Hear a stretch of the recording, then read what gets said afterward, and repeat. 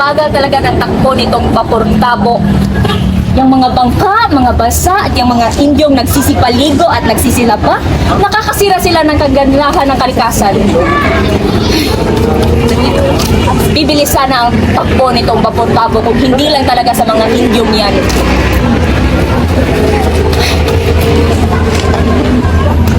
Ang mga katalinuhan ng mga scientist ay gusto kong bigyan ng pagpapahalaga dahil kung wala ang mga ekspertong siyensenta ay wala tayong pagunlad. Kaya kailangan yung pag-aralan ng mga tao rito. Oh, magtigil ka, Benzaib. Karanasan lamang ang kailangan upang mapalago natin ang Ilog Pasig.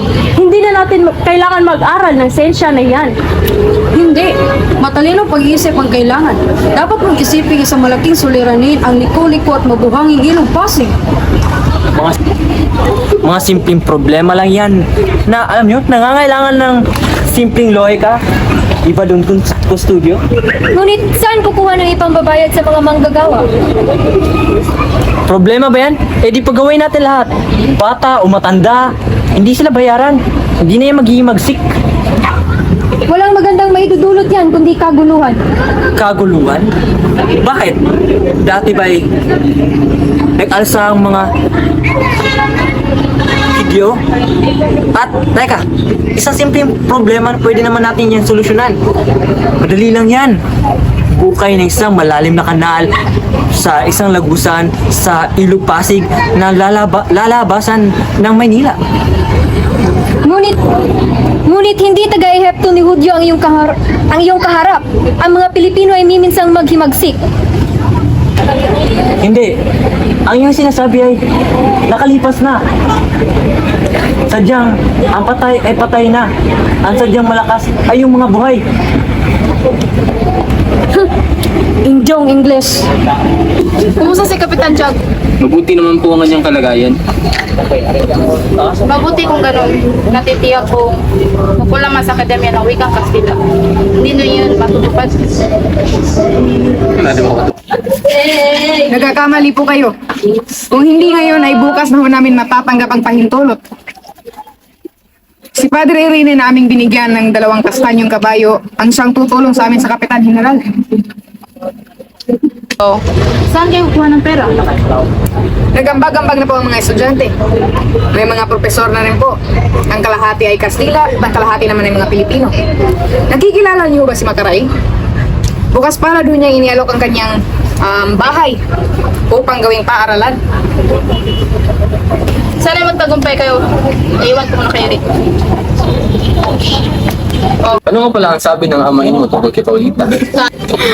Pinapaalalahanan niya ako sa pagkilatis ng mapapangasawa. Ngunit, ibinida ko sa kanya si Paulita. Sapagat wala na yatang makakapantay sa kanya sa Maynila. Lahat na yata ng magagandang katangian ay nasa kanya na. Oo nga, maganda na at mayaman pa. Kaya lang... Anong iyong ibig sabihin? Oh, huwag kang kabahan. Ang nais ko lamang sabihin ay palagi niyang kasama ang tiyan niyang napakamasungit.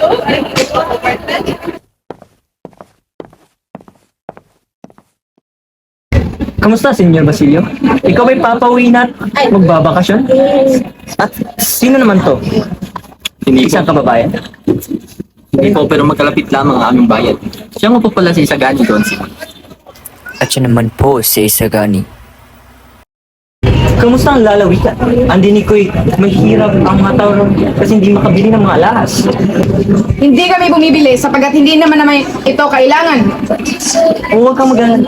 Nagtatanong lang ako at hindi pa naman ako tapos At tara, uminom tayo ng serbesa. Pasensya na po, ngunit hindi kami Pero ang dinig ko, ayon kay sinuwaran, padre yun. Naalala mo? Padre Camora. Oo, siya nga. Ang sabi, uminom daw rin kayo ng serbesa. Pero tubig lang pala. Tubig lang sana, iniinom ng Padre Camora ay tsak marami na siyang naitapit pera. Mas mainam pang pakinggan mo ang tula ng gawat na aking kaibigan si Isagani. Hindi tulad ng alkohol, ang matabang na tubig ay nakakamatay ng apoy. At kapag ang tubig naman ay nagalit, maaari itong lumawak at maging dagat na handang magwasak at pumatay. Kapag ito naman ay pinainit at naging singaw, maaari itong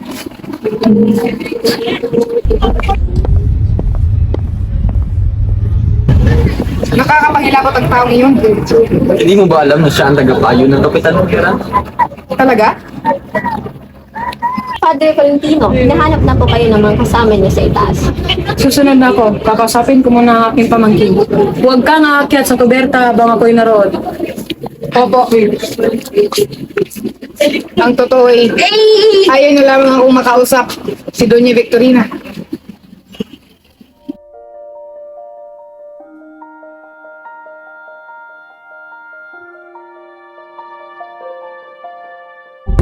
Saan kayo galing, Senyor Simon? Galing sa ibaba, nagtanong-tanong sa mga pasahero tungkol sa isang alamat. Kapitan, may nalalaman ka ba ang isang alamat? Ikwento mo naman. Kung sa alamat, ang Ilog Pasig ay mayaman. Sa naroon, ang alamat ng malapad na bato. Bukod roon ay may alamat ding tinatawag na Doña Jeronima, isang kuweba. Doña Jeronima? Napakagandang pangalan. Ikwento mo ang isang alamat na yan. Gusto kong marinig. Si Padre Florentino, Senyor Simon, ang higit na nakakaalam sa alamat. May isang binata raw na nangako sa isang paraluman na papakasalan niya ito. Pero subalit sa kanyang pag-aaral ay hindi ito natupad. Ang dalaga naman ay patuloy pa rin naghihintay sa iniirog niya sapagkat hindi na ito napak. Napakagandang alamat, napaka-sentimental. Isusulat ko yan sa pahayagan. Ano sa tingin mo, Padre Salve? Hindi ba't mas mainam kung ipinasok natin ang Donya sa kumbento? Pwede natin siya pagkumpisalin sa arsobispo na hindi pinaghihilalaan. Ano sa tingin mo, Padre Salve? Mga alamat ang pinag-uusapan natin, Simon. Bueno, mayroon akong alamat na alam tungkol sa isang insect na nagdumadayo sa isang bayan. Ito ay tungkol sa isang insect na nakapagkita. Papasok na pala tayo sa lawa, Kapitan. Alam niyo ba kung saan dako napatay ang isang palabusterong nagngangalang ano nga yun? Navera? Guevara? O Ibarra? Tingin kayo roon. Ayon sa mga Guardia Civil na humahabol kay Ibarra, nang makitang wala na siyang ligtas, ay tumalon siya at lumangoy. Tuwing lilit daw ang kanyang ulo, ay pinauulanan siya ng mga bala. Doon sa malayo, ay hindi na siya makita. Ngunit, ang dakong iyon ay nagkulay dugo. Ayon ang nangyari, 13 taon. Kaya ang kanyang katawan ay Sumama sa kanyang ima na isang palibustero. ano ang nangyayari sa inyo, Senyor Simon? Namungatla ka yata. Ikaw na isang manlalakbay, nahihilo sa isang patak na tubig na ito? Ang lawang ito hindi niyo dapat tawagin. Isang patak lamang yung tubig. Ito'y mas malaki pa sa kahit anong lawa sa Suwetsa at kahit pagsasama-samahin ang lawa ng España. Marami akong nakitang marening na hindi dito. Ama! Dumating na po ba ang sulat galing kay Basilio? Oo. Ano kaya ang pakiramdam na makapag-aral sa Manila, Ama, no? Huwag kang mag-alala. Sa isang taon, makakapag-aral ka na sa Maynila at makapagbihis ka na ng mga babae katulad doon.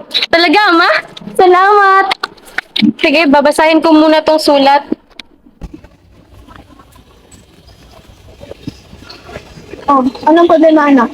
Ang mga praile, Ama. Tumaasa naman ang renta ng pinagsasakahan ng aking lupa. Magtimpi ka. Higit na malaki ang iyong babayaran kapag lumabal ka sa kasong ito. Ngunit, Ama, sila'y sumusobra na.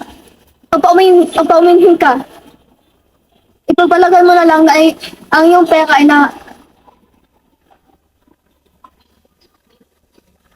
ay nahulog sa tubig. Hindi ko ayaw makuha nila ang lupa hindi ko ayaw makuha nito ang lupa natin, Ama. Buhay ang itinaya natin dito. Hindi. Ano nga yung plano mo? Dadalhin ko ito sa hukuman, Ama. Ipaalala ko lang sa iyo na kung sino man ang manalo sa kautang ito, ay hubakan sa lahat ng tao. Hubad tayong ipinanganak, hubadid tayong mamamatay. Sumama ka sa amin na matiwasay kung gusto mo pang mabuhay.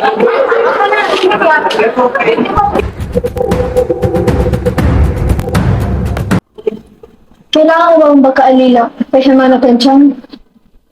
Wala na pong ibang paraan ito. Kahit mamusot pa ako sa butas ng kakain, ay gagawin ko. May ligtas ko lamang si Ama sa kamay ng mga tulisan.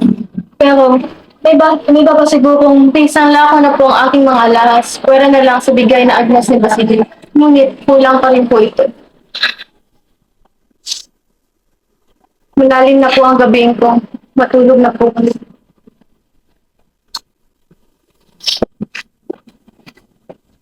Gusto na po ina. 13 taon na rin po pala nakakaraan. Ngunit, sariwa pa rin ang lahat. Dito sa puso at isipan ko.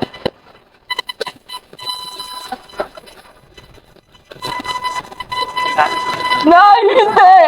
Hindi maaari! Tulungan mo ako. Sumugin natin ang bangkay ng iyong ina at ang kaibigan ko hanggang sa timabo. Anong plano mo? Hindi ko po alam. Tulungan mo ko tukayan mang dito. Iyong iyo na at mag-aaral ka. Si Ginoong Simon? Ngunit, ano ang ginagawa niya rito?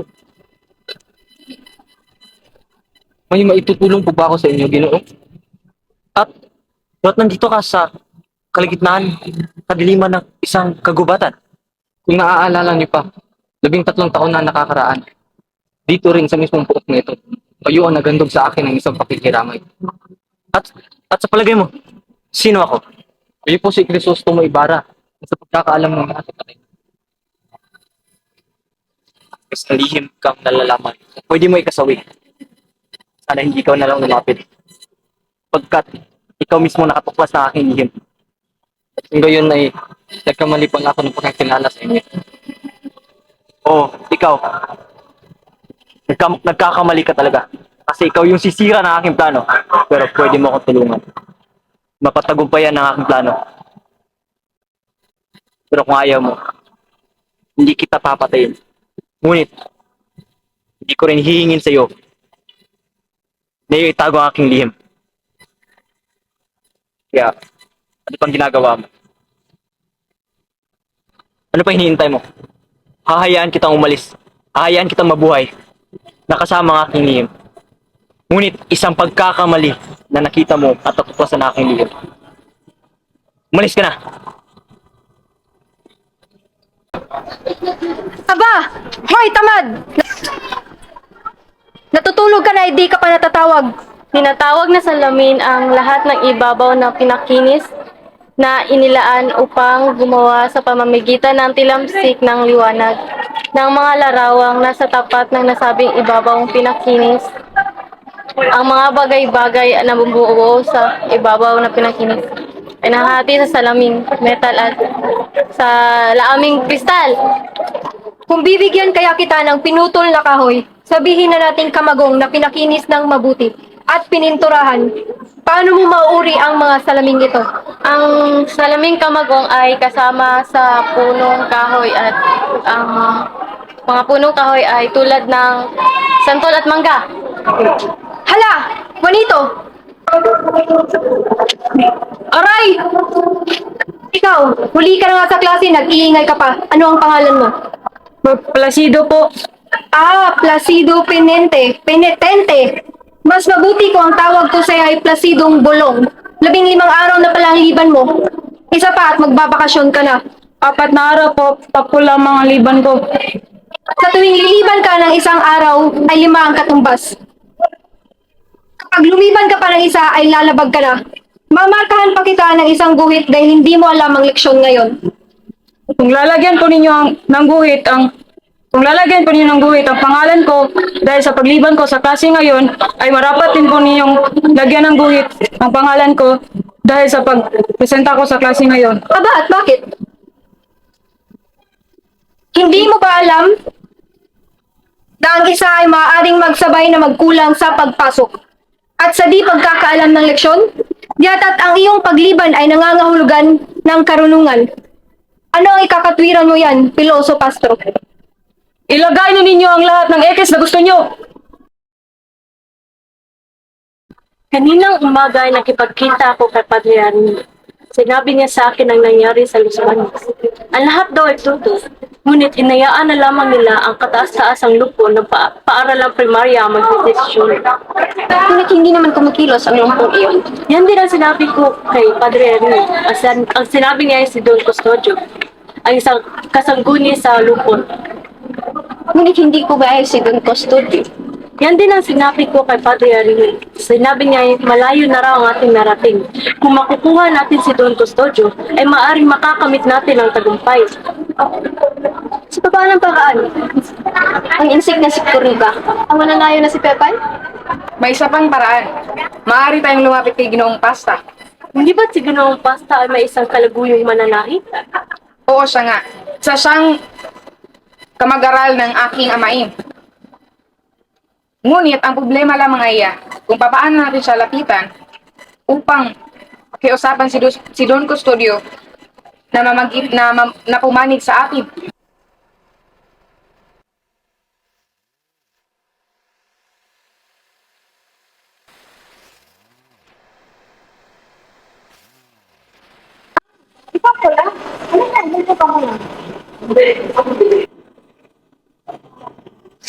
Ano sa iyong umain?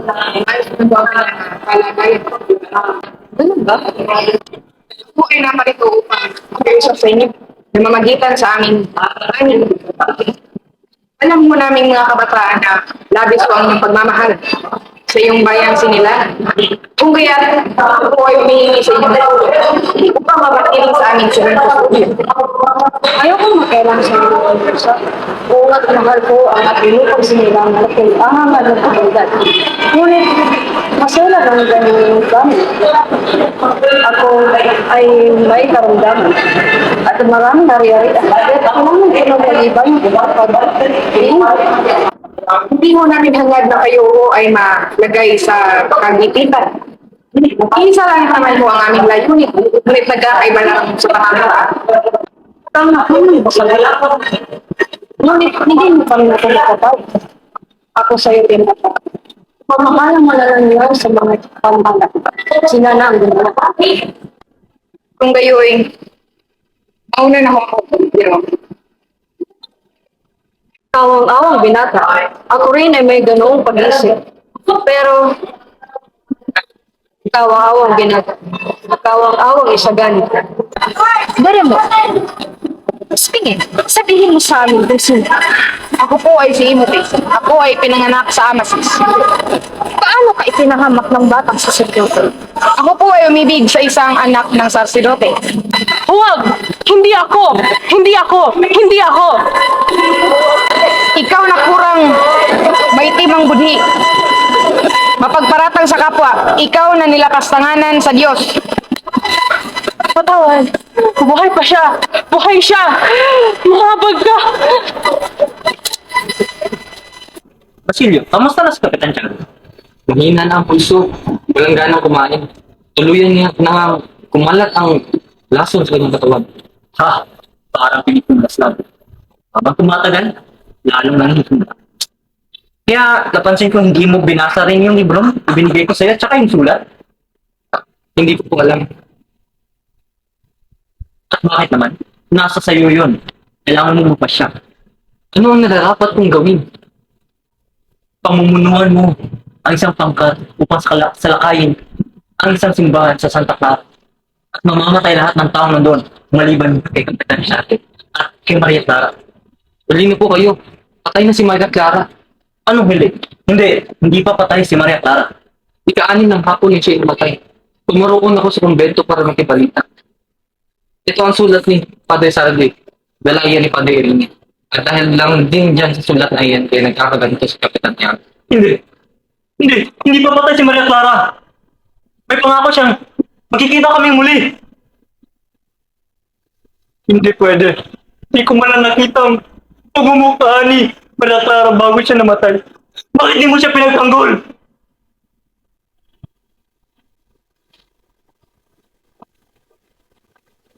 Nakakaawang tao. Labi siya naghirap. Ilang taon ang kanyang dinaranas at ito ang nakuha niyang ganti. Nakakaawa talagang tao. Action. Ano na ang balita sa ipinapahanap ko sa iyo, Isagani? Wala pa po akong balita tungkol sa inyong asawa. Ipaalam mo sa kanya na ipinapahanap ko siya sa mga gwardiya sibil. Buhay man o patay, gusto ko siyang makita. Sapagkat kailangan ko pang maghintay ng 10 taon upang makasal muli. At sino naman po ang maswerteng Ginoo? Malas ka mo. Eh di si Juanito.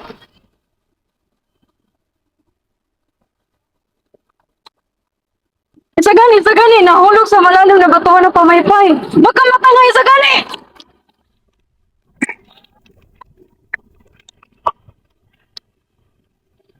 Oh, ba't naririto ka? Bakit hindi mo sundan sa luneta ang magagandang mananayaw at nanganganta? Mga Frances na kay puti. Hindi ba't ikaw ang nagpatawag sa akin upang tayo magkita? Oo, ako na kung ako. Salamat po at dumating kayo. Kagabi hindi mo man lang ako matingnan. Yung mga mata mo nakatingin lamang sa katawan ng mga mananayaw. Huwag mong ibaling sa akin ang sisi. At saka, wala akong nalalaman sa iyong sinasabing mananayaw. Ako pa ang mali ngayon. Ninanais itong titigan at pagmasdan. Lubos kung mahal ang aking lalawigan. Magmulat, bago pa lamang kitang nakilala. Kung kaya't, kulang ang kagandahan ng aking bayan kung wala ang iyong kagandahan. Darating ang panahon na ang Pilipinas ay lalaya na.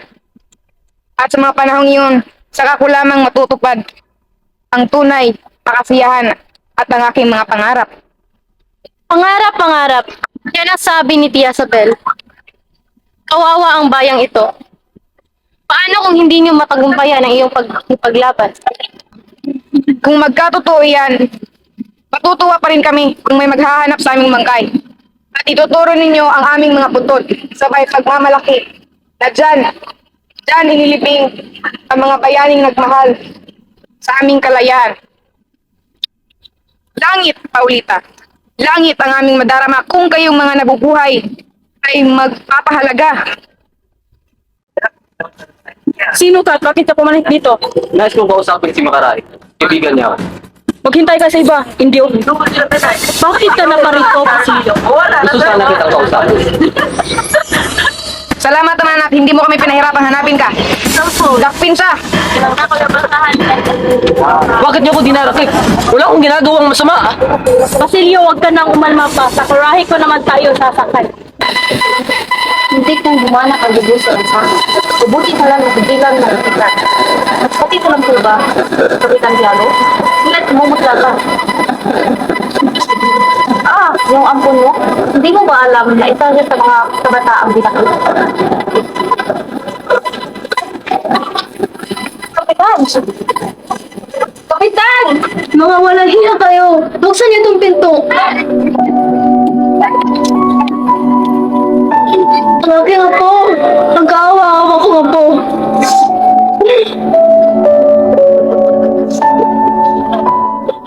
Nagsige na kayo sa magagawin ng daan, yung hanggang ko yung sige. Yun yan sana aking bala. Ngunit wala akong isang malaking lugar upang pagdausan na isang malaking tigib. Kaya naman pala. Di sana kayong nalaman ang pagbili sa bahay ni Don Chago at hindi sana nakikita kay Don Pedro para sa dito. Sana nga, ngunit may mga tao talagang masusgan. Gusto ganun talaga. Mabuti na rin ang si Juanito ang kanyang bata kasali kaya naman sa isang hamak na makakagising sa gani. Marunong din mag-isip ang babae. Alam niyo, hindi niya tayo napulot niya.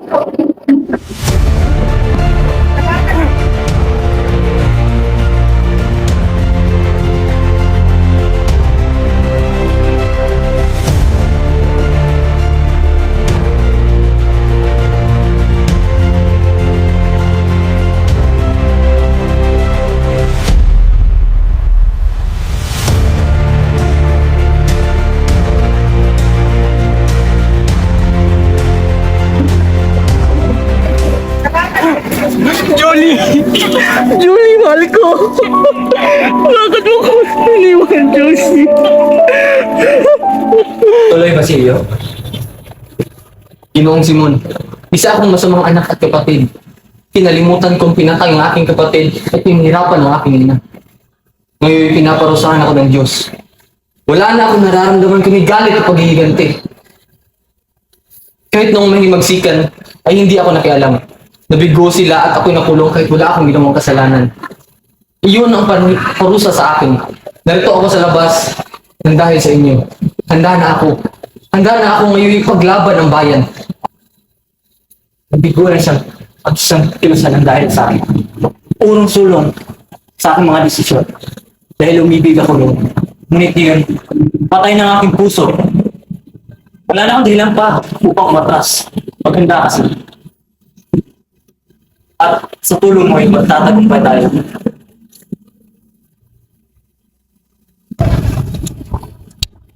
Dinamita? Oo, hindi basta-bastang dinamita. Ito ang kasawiyang limbak na kagawgawan ng walang katwiran at pangangapi. Ngayong gabi,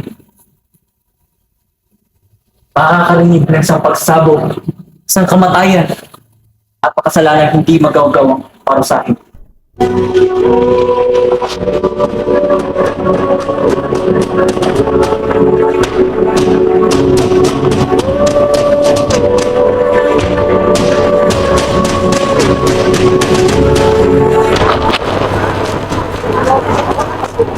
Diyos ko! Nakatalikod lang ako! Nawala na ang botelya! Matitiis ko rin to, Pan. Ilang sandali lang ay mawawala na rin. At hindi ko rin malaman ang lason. Mamayang alas 8. May iba pa akong gamit na ibibigay sa inyo, Senyor Simon. Totoo bang may Diyos? Kung mayroong Diyos, bakit maraming problema? Bakit ang hirap ang Pilipinas?